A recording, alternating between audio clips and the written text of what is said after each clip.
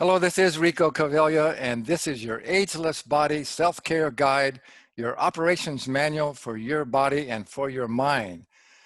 And the title of this session is Hearing Health, which is such an important topic that we don't hear so much about. So I'm really happy to have this as one of our sessions. And we're very fortunate to have one of the foremost experts on hearing health.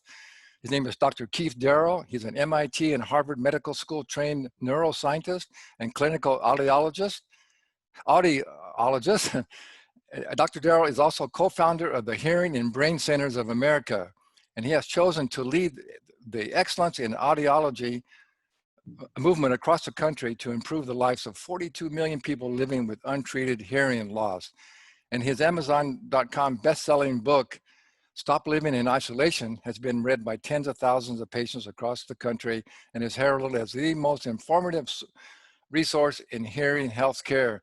And you're going to find out how you can get a free copy of that book. So that's definitely worthwhile. Stay here and pay attention to what we're doing. So Dr. Keith, thanks so much for being here. Oh, hey, Rico, thank you so much for having me. I relish any opportunity to get out information about hearing healthcare, right? I mean, you sort of started to touch on it, but one of the sayings that I live by, hearing care is healthcare. It truly is a vital part of your overall healthcare, especially as you age. Unfortunately, you can't stick your head in the sand when it comes to hearing loss. It's a natural part of aging. It's the #1 sensory disorder on the planet.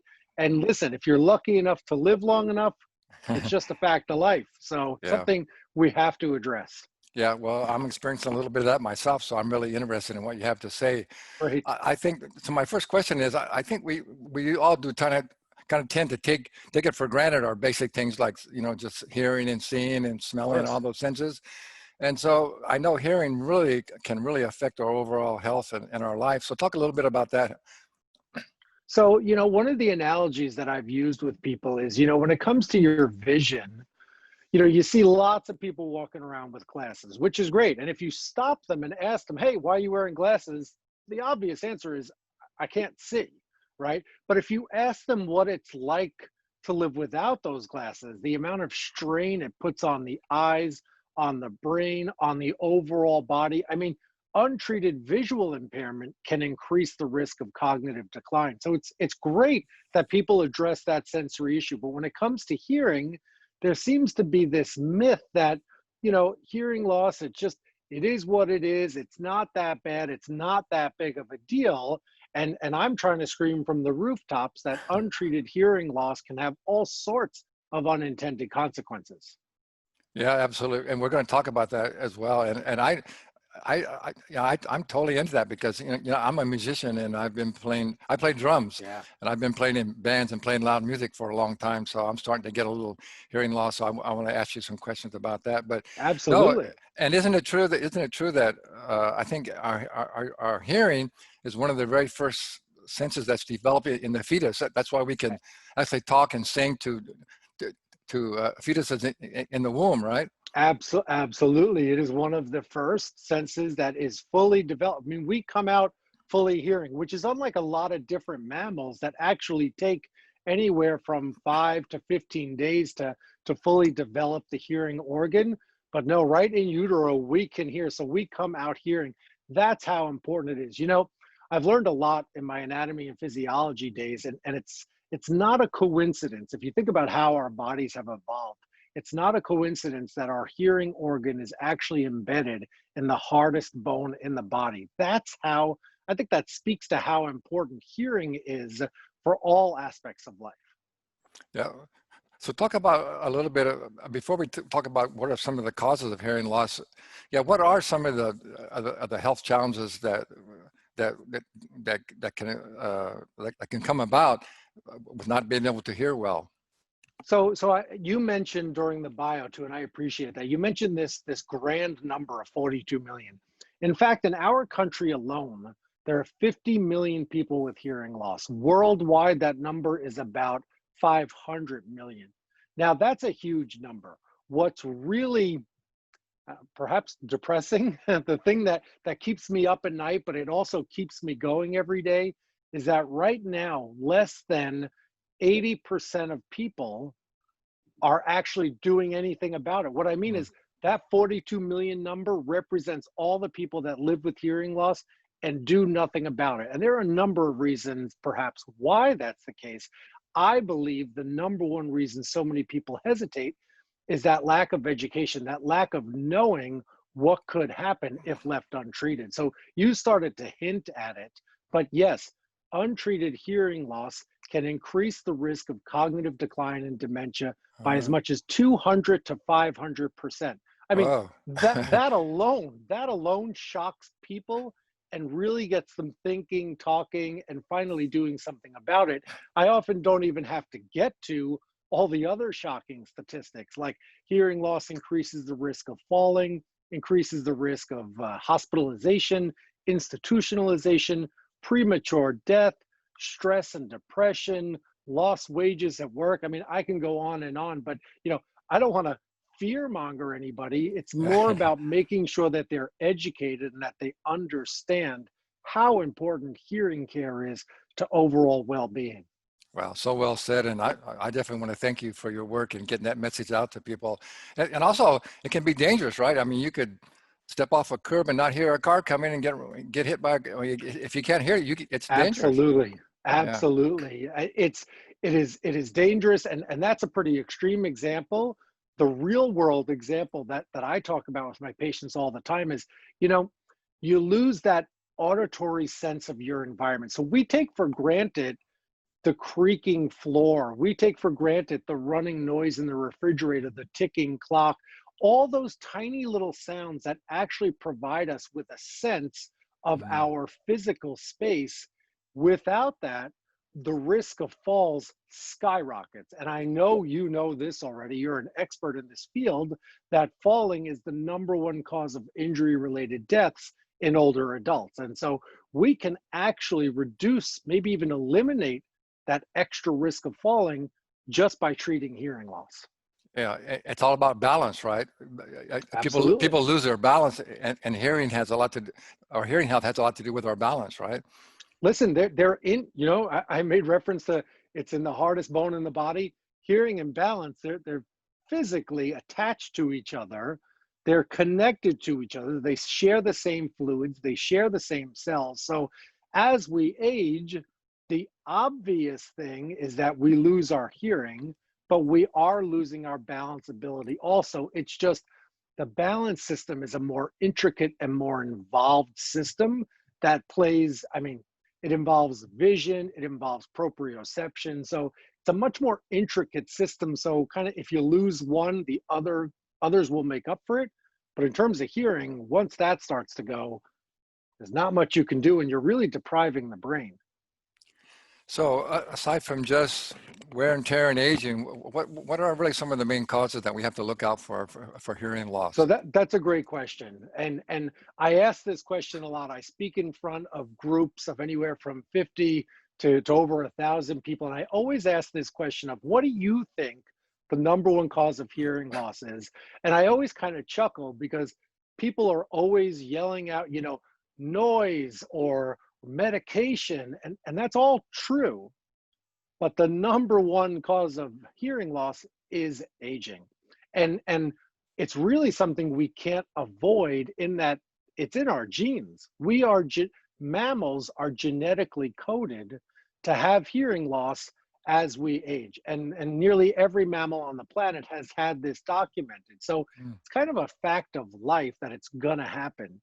But noise will speed up the process. Certain medications can damage the ear. So there's been studies out of Mass Eye and Ear, which is where I did all of my research, all of my PhD work, wherein we now understand that noise exposure, and you mentioned playing the drums, Rico, all that noise exposure, what it did was, so if your genetic code says you, Rico, will have hearing loss at 80, it's taken that genetic code and it said, you know what, it's going to start much earlier.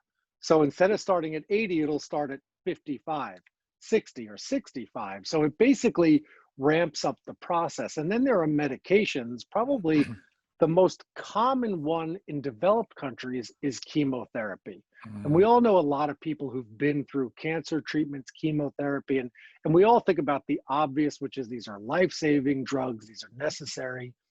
And if you're fortunate enough to live through and be a cancer survivor, yeah. you have to realize that there's an increased risk of damaging your hearing. Wow. Wow. Yeah. I surely didn't know that. Well, I have a question then. Do you think in the future that we'll be able to re-engineer some of the DNA and alter that shortening of our hearing span? So I tell this story often about, I don't want to age myself, but it's been about 12 years ago. I sat at a table.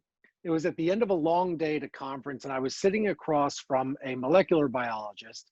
And we had had a couple of drinks. We were having a nice time. And he sat there and he said, I guarantee you, in under 5 years, there will be readily available stem cell treatment to cure hearing loss. Well, you can do the math, Rico. Yeah. That was 12 years ago. Yeah. Yeah. And nothing like that has come.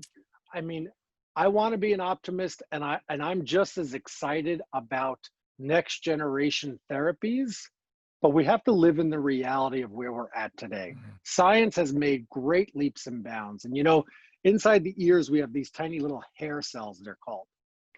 Genetically, we have been able to, in lab animals, we have been able to regenerate those cells, which is a great first step. But the next step is making sure they go to the right place, making sure they reconnect to nerves, which communicate with the brain properly. So there's a whole cascade of events. I Yeah. often tell my patients, not in my lifetime. Yeah. Yeah, nothing's that simple because everything in the body is connected and everything depends on everything else. And you can't just isolate one thing and think that, or we're going to fix this solution just by doing this one thing because everything, Exactly. it's so connected and everything. Well, I think that brings us to the most important question of all is then, so what, well, maybe we should talk about some of the different types of hearing loss and what kind of treatments are available for those, and then what kind of, I'd like to have you talk about what are some of the natural things that we can begin to do to not only protect our hearing, but maybe, and prevent some hearing loss, but maybe to possibly restore some hearing loss. Sure. Well, for starters, that was 4 questions in Okay, one. So I hope you don't yeah, expect sorry. me to remember each one of them, Well, but I'll start, do my best. okay. Start off simple.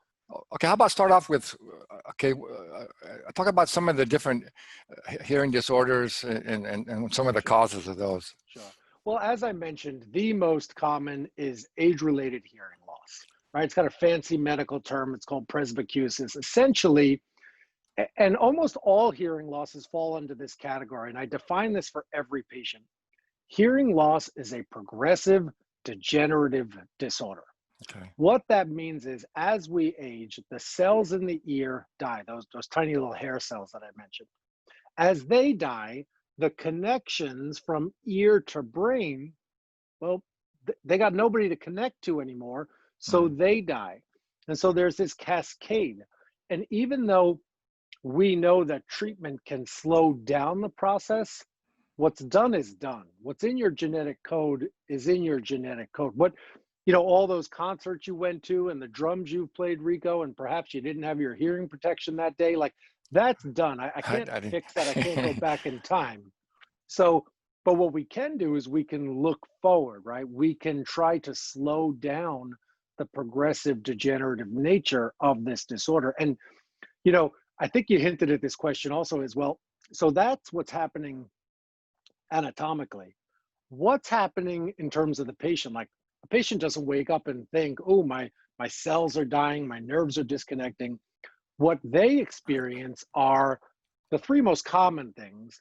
One is auditory deprivation, which is simply just not hearing things well. They start to say what more often. And if you ask people with hearing loss, they'll tell you it's a lack of clarity. So they hear you, but they don't understand you. I know you said something, but I missed the beginning or the end. I heard the joke, but I missed the punchline. Those types of things, they start out slowly, right? It's a progressive degenerative disorder. So it doesn't happen overnight. Although there is such a thing as sudden onset hearing loss. And I would encourage anybody out there who's watching this or reading up on it, if you ever do wake up or during the day experience what feels like a real drop in hearing in one of your ears, to get that checked right away, because treatment is most effective within the first 24 to 48 hours.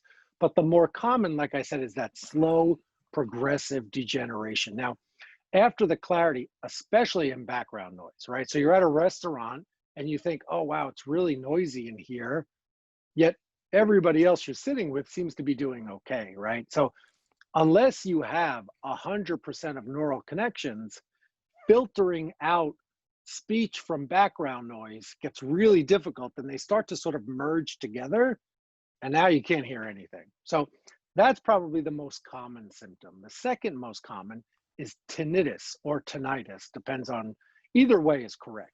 But that's the ringing or the buzzing. That tinnitus is a direct neural consequence of hearing loss. So as the nerves break down, the brain goes looking for the auditory signals that it's used to for the last 40, 50, 60, 70 years. And now we hear a whistle or a buzzing. You know, everybody's adjective, everybody's descriptor is a little bit different. So Rico, have you talked at all about phantom limb on any of these shows, or have you read Oh, up about it? no, not too So much. so with phantom limb, we're talking about somebody who experiences, you know, whether they be off at war or a tragic car accident, and let's say they lose an arm, okay? Well, a patient who loses an arm will tell you they can still feel it. In fact, they'll often tell you that they're in a lot of pain in that arm. And essentially what's happening is the brain is missing up, it's making up for that missing signal, and you experience pain. The ear does not have pain receptors, it has sound receptors. So as that system breaks down, the brain hears whistling, buzzing, and it hears these sounds that we call tinnitus. So that's the most second common thing. And then Mhm. the third is memory issues. So I've had a lot of couples come into me, and a wife or a husband will say, you know, my spouse, they're not hearing me well, they're misremembering times, and you know, I look at them and I say, think about it. If I tell you something and you don't hear it properly, how could you possibly remember it properly? It just ain't gonna happen, right? Mhm. So there's an obvious connection of hearing and memory, and as hearing Mm. breaks down, so too does the memory system. Thus, why hearing impairment and cognitive decline and dementia are so tightly correlated with each other. That's so good. That's such a great point. I think that's why, you know, when you first meet somebody and they say their name, if you're not really paying attention, but maybe because you didn't really hear it that well, that's why you don't remember it, right? Exactly. That's certainly, That's I mean, attention plays a factor in that scenario. But even if you're trying to pay attention and you don't get that name right, and yeah, I ask you in 10 minutes, what was that person's name? You don't know. You didn't hear it, yeah. right? That's such a good point. Yeah. So what would you say the cause is? I mean, that's what I have, you know, like say if you're in a restaurant, and you got some background noise. Sometimes I have a little hard time hearing what people are saying. So how does loud noise or loud music, how does that affect our hearing? So the aging process, cells die as we get older. Another fact of life. And the most obvious one that many people experience, fortunately, I'm not there yet, but in our 40s, right? All of a sudden, the menu at the restaurant gets further and further away, right? And what happens? You either take out your phone and put on the light, or you finally accept there's a problem and you break out the glasses, right? That is a simple result of the cells, those rods and cones, dying.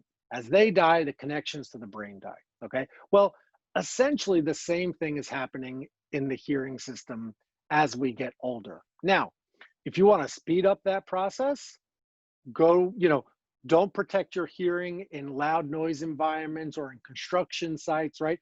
You're essentially hammering those cells into death. You're beating them into submission, and most often they will not return to their prior health.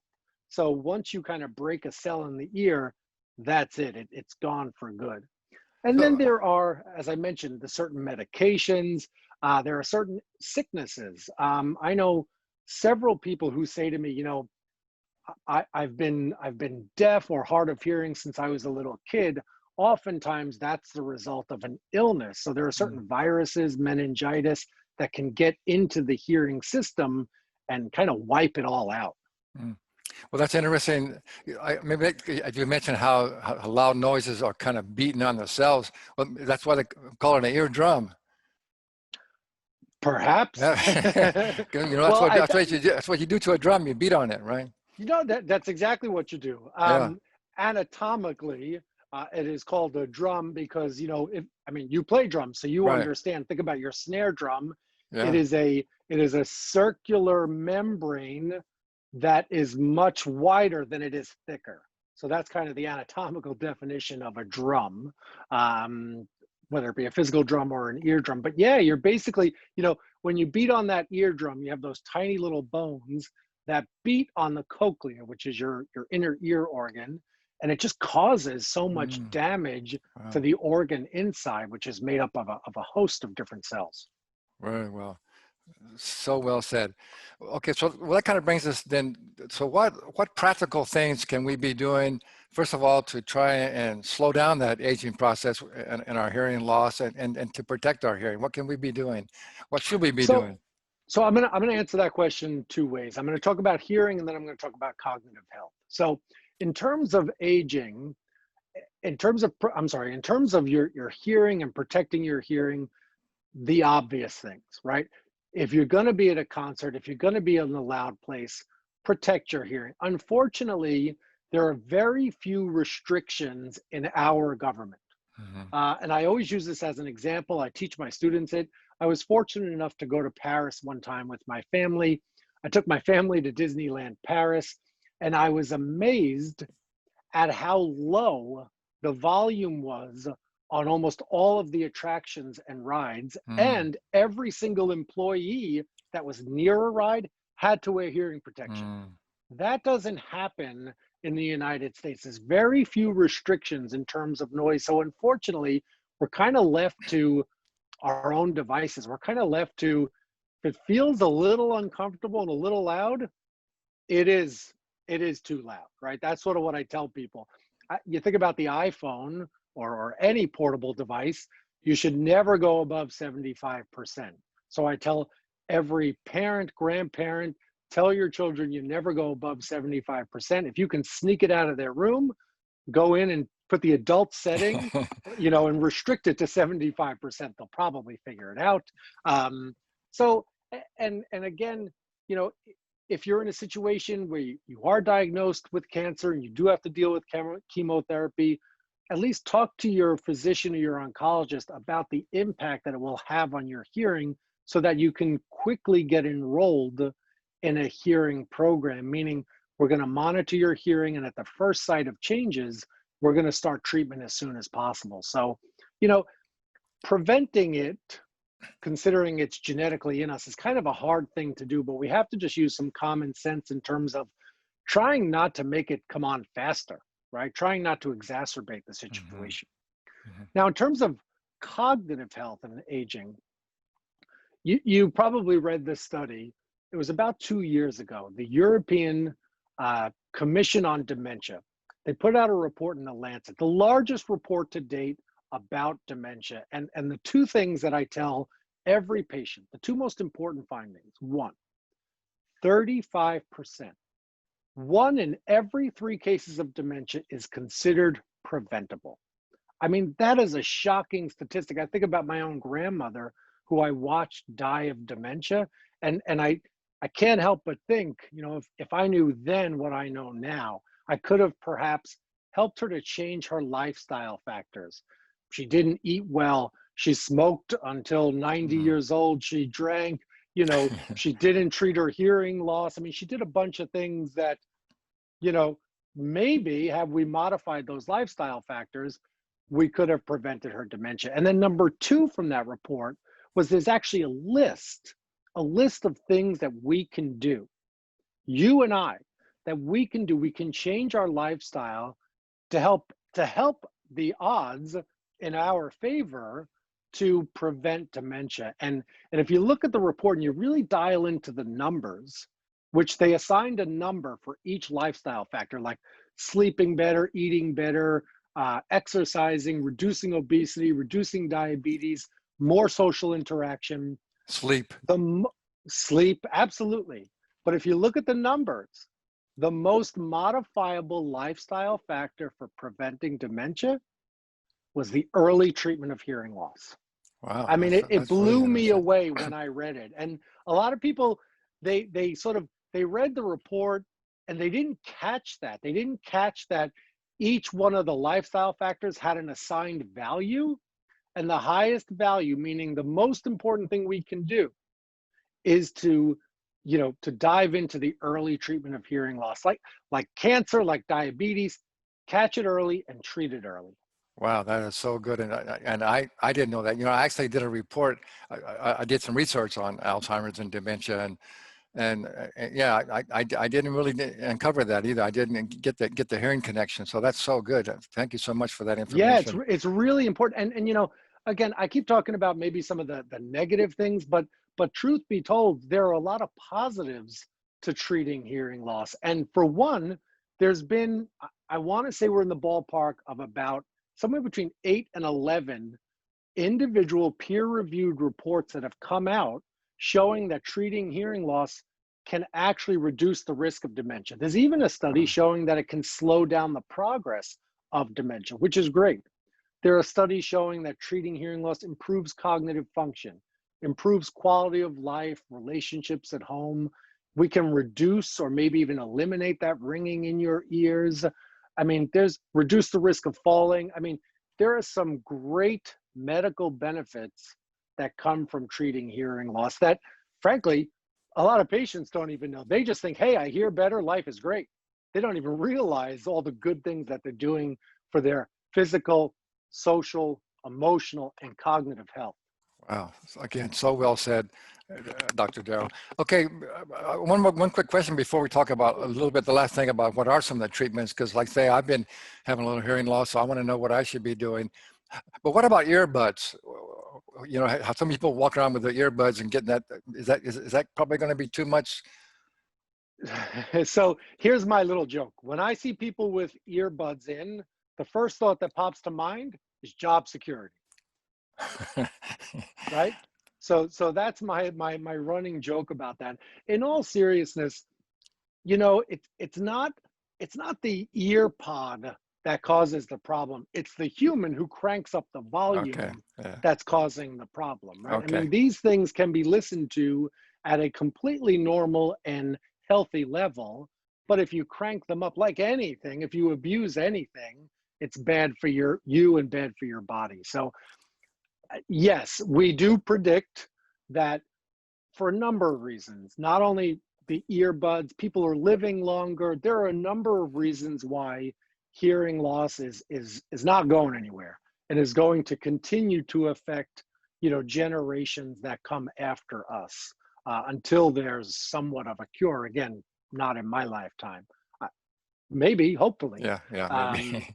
so preventing and earbuds, again, you just have to be reasonable. As I said, most studies agree, never go above 3/4. But even that, right?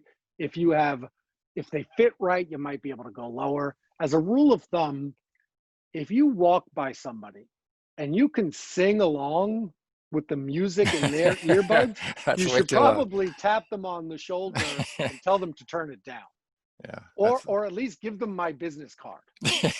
that's so good. Okay, so that brings me to the last thing here is, okay, so someone like myself who I am experiencing some hearing loss. So what kind of treatment is available and what should I be doing? So the first thing to do is to learn more. And what I mean by that is, and you've probably experienced this, Rico, the best patient is the educated patient. And Mhm. what I mean by that is you need to arm yourself with knowledge. Knowledge is power, whatever corny saying you want to say, but truly understanding your condition, understanding treatment is really important. And so that's why just a few years ago, I wrote a book. I didn't want to write the book. A friend of mine, my colleague, said, Keith, You travel the country from Alaska to Florida, Hawaii, you travel the country, but you're still not making a dent in helping the 42 million people who need your help. If you took your ideas and put it into paper, he said, I'll be the one to disperse it for you. And because of that, in under 30 days, this book became an Amazon.com bestseller and a #1 new release. And I don't credit that to my writing ability. I credit it to there are 42 million people who want to learn more. They want to be educated. The last thing they want is to be sold something, right?